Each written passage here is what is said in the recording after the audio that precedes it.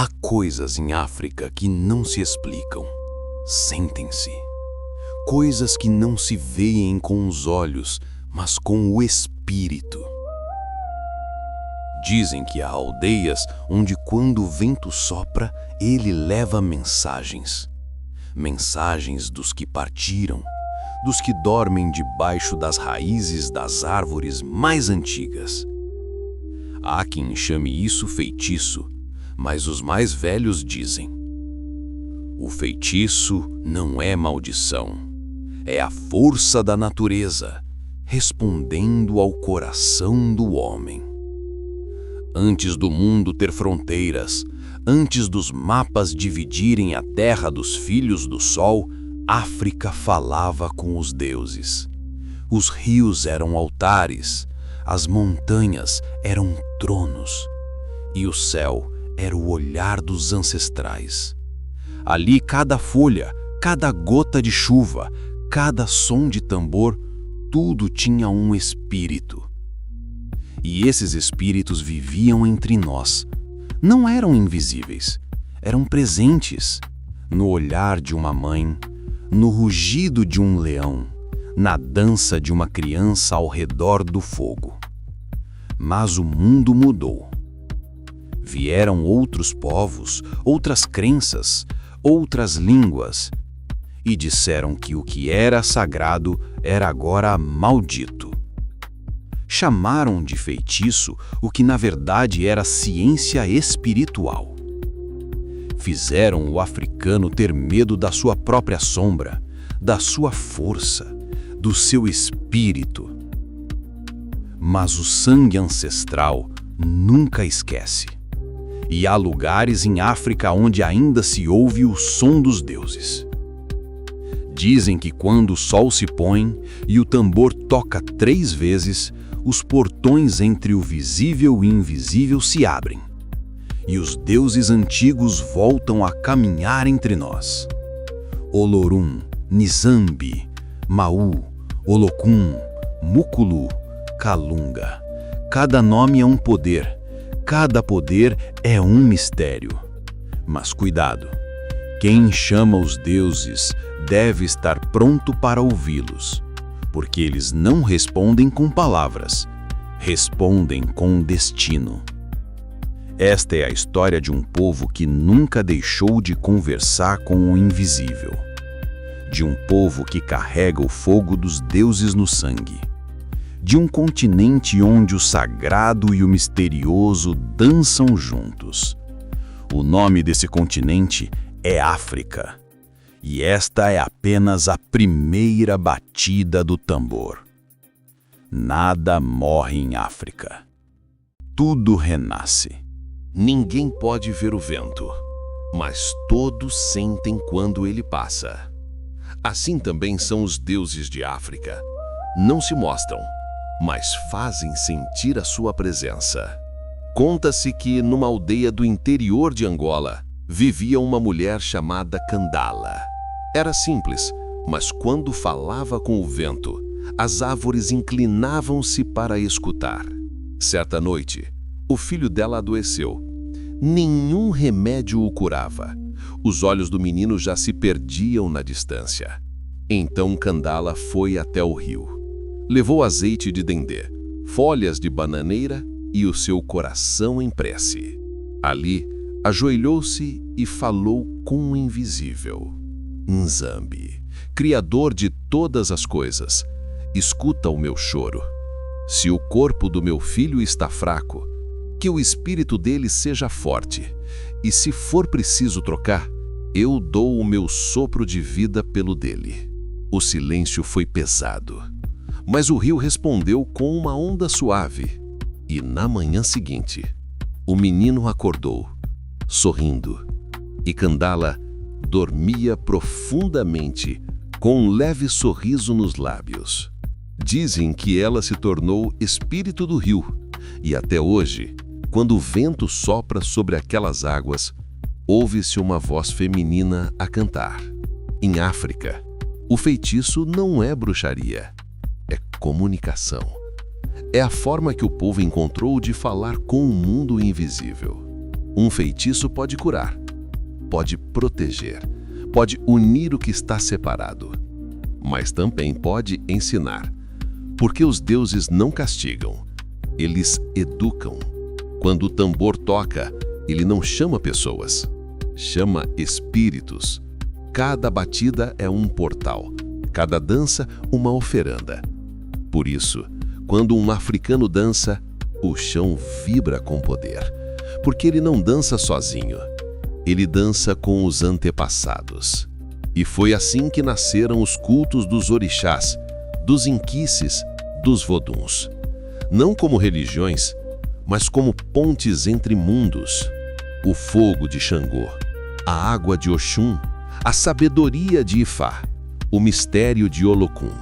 Cada força é uma energia viva, um pedaço do universo dentro do coração africano. Mas cuidado, filho de África, nem toda energia deve ser tocada. Há feitiços que não se fazem, apenas se respeitam, porque há segredos que nem o tempo ousou revelar. Quem entende o invisível, domina o impossível. Nem toda luz brilha, e nem toda sombra é escuridão.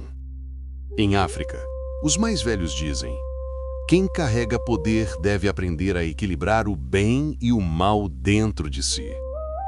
Porque o feitiço, quando nasce, não é bom nem mal, é apenas energia.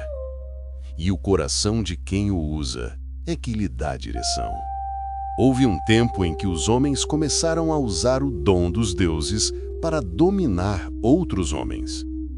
Começaram a invocar forças não para curar, mas para controlar. E foi assim que nasceu o medo. Nas aldeias, diziam que havia olhos que viam sem estar abertos, mãos que tocavam sem estar presentes, vozes que chamavam durante o sono. Chamaram-lhes feiticeiros, mas na verdade eram homens que se esqueceram da luz. Em Luena há uma história antiga, a de Mukulu, o homem que quis falar com os mortos. Ele acreditava que o poder verdadeiro estava no além. Então subiu ao Monte Kalunga, o lugar onde o céu toca a terra. Lá acendeu 7 velas de cera preta e chamou pelos espíritos. E eles vieram. Mas quando vieram, não trouxeram paz. Trouxeram vozes que gritavam no escuro, trouxeram frio onde o fogo queimava. Mukulu fugiu, mas os espíritos o seguiram até a aldeia. Desde aquele dia, dizem que nas noites de lua vermelha, ouve-se alguém a bater na porta das casas, chamando por nome. E quem responde, nunca mais é visto. O feitiço é como o fogo, pode cozinhar ou destruir.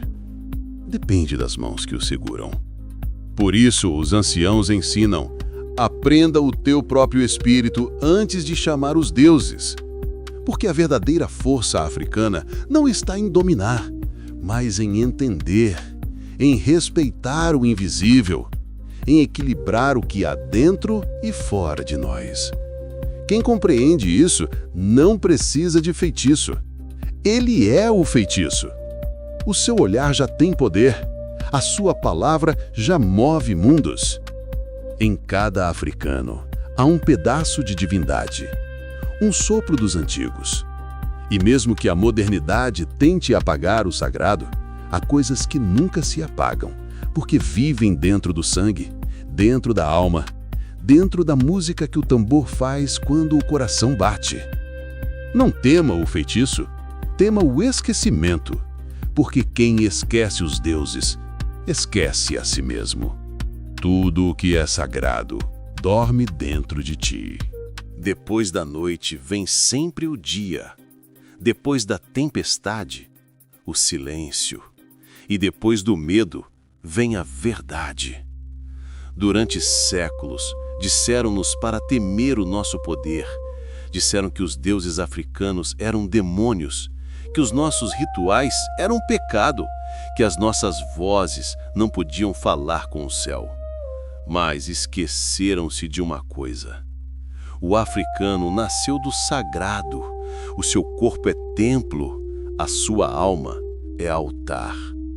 Os antigos sabiam que tudo está ligado: o fogo que aquece, a terra que alimenta, o ar que respira, a água que purifica. E o ser humano, no meio disso tudo, é o quinto elemento, o espírito que dá sentido ao mundo. Hoje, muitos procuram respostas fora, em livros, templos, tecnologias, mas a maior sabedoria sempre esteve dentro. Cada africano carrega uma biblioteca viva. Cada batida do tambor é uma página escrita pelos ancestrais, e cada lágrima caída é um oráculo a falar. Feitiço? Sim, o feitiço existe, mas o maior feitiço de todos não está nas mãos de um curandeiro. Está no amor, na palavra, na fé. Quando uma mãe africana ora pelo seu filho, isso é feitiço. Quando um velho ensina sabedoria com uma simples história, isso é feitiço. Quando um povo, depois de tanto sofrimento, ainda consegue dançar, isso é o feitiço da resistência. Os deuses nunca nos abandonaram. Eles esperaram que nós voltássemos a lembrar quem somos. E agora, neste novo tempo, os tambores voltam a tocar, as ervas voltam a curar, e os filhos da África voltam a olhar para o céu sem medo. Porque a África não é só um continente, é um coração que bate em milhões de corpos espalhados pelo mundo. É uma força que nenhuma escravidão, nenhuma mentira, nenhum esquecimento pode apagar. Nós somos os herdeiros dos deuses, os filhos do sol, os guardiões do invisível. Quando o africano desperta, até o universo se curva. Então, se alguém te perguntar o que é feitiço, sorria, porque o feitiço está em cada batida do teu coração, em cada passo sobre a terra dos teus ancestrais, em cada sonho que o teu espírito decide não esquecer. Nada morre em África, tudo renasce.